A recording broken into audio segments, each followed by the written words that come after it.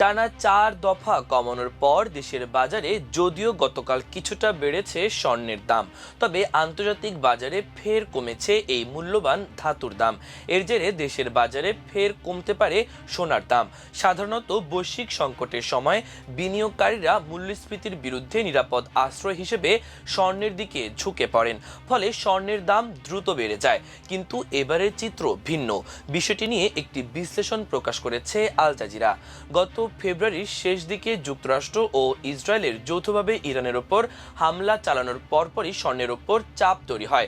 যুদ্ধ শুরুর আগে গত 28 জানুয়ারি প্রতি আউন্স স্বর্ণের দাম সর্বোচ্চ $5,303 পৌঁছালেও সবশেষ শুক্রবারে তা নেমে এসেছে $4,235। স্বর্ণের এমন পতনের প্রধান কারণ হলো মূল্যস্ফীতির ঊর্ধ্বগতি। বিশ্বের কেন্দ্রীয় ব্যাংকগুলো সুদের হার কমানোর পথে হাঁটবে না, বরং মূল্যস্ফীতি নিয়ন্ত্রণে তারা সুদের হার আরও বাড়াতে পারে। এমন আশঙ্কা থেকে বিনিয়োগকারীরা মূল্যবান ধাতুর প্রতি আগ্রহ হারাচ্ছেন। আর মূল্যস্ফীতির উল্লফলনের পেছনে অন্যতম প্রধান কারণ হরমুজ প্রণালী ঘিরে সৃষ্ট সংকট। যুক্তরাষ্ট্র ও ইসরায়েলের সঙ্গে যুদ্ধ শুরুর পর থেকেই ইরান এই গুরুত্বপূর্ণ জলপথে জাহাজ চলাচলে বাধা সৃষ্টি করেছে, ফলে তেল ও গ্যাস পরিবহনের অন্যতম প্রধান রুট বিঘ্নিত হয়েছে। এর প্রতিক্রিয়ায় জ্বালানির দাম বেড়েছে, যা মূল্যস্ফীতিকে আরো উস্কে দিয়েছে। যুক্তরাষ্ট্রে বর্তমানে মূল্যস্ফীতির হার 3 বছরের মধ্যে সর্বোচ্চ 4.2% পৌঁছেছে। একই সময় দেশটির শ্রমবাজারও স্থিতিশীল রয়েছে, ফলে নিকট ভবিষ্যতে সুদের হার কমানোর সম্ভাবনা কার্যত ক্ষীণ হয়ে গেছে। যদিও বিনিয়োগকারীদের কাছে মূল্যস্ফীতির বিরুদ্ধে সুরক্ষা হিসেবে বিবেচিত হয় স্বর্ণ, তবে উচ্চ সুদের হার সাধারণত স্বর্ণের দামের উপর নেতিবাচক প্রভাব ফেলে।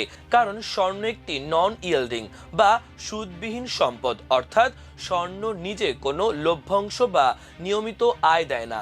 লাভ করতে হলে এর বাজার মূল্য বাড়াতেই হবে। আর্থিক ওয়েবসাইট optionspeeders.com এর প্রধান অপশন বিশ্লেষক জাস্টিন কার্ডওয়েল আল জাজিরাকে বলেন, সম্পদ হিসেবে স্বর্ণ বাস্তব অর্থের সবচেয়ে কাছাকাছি। এটি কোনো লভ্যাংশ দেয় না, আবার দাম না বাড়লে অতিরিক্ত মূল্য সৃষ্টি করে না। মানুষ মূলত স্বর্ণ কেনে এর মূল্য বৃদ্ধির সম্ভাবনার কারণে। এ কারণেই সুদের হার সরাসরি স্বর্ণের প্রতিদ্বন্দ্বী।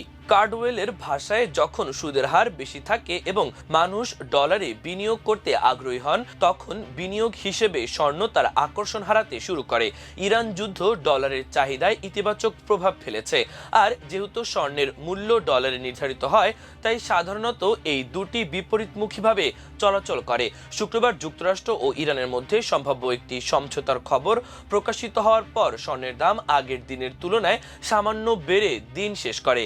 কার্ডওয়েল বলেন, যুদ্ধ শেষ হওয়ার সম্ভাবনার খবর স্বর্ণের জন্য ইতিবাচক, কারণ এতে ধরে নেওয়া হচ্ছে যে মূল্যস্ফীতি কমে আসবে। তবে সেই প্রতিক্রিয়াটি সম্পূর্ণ হতে আরও কয়েক মাস সময় লাগতে পারে।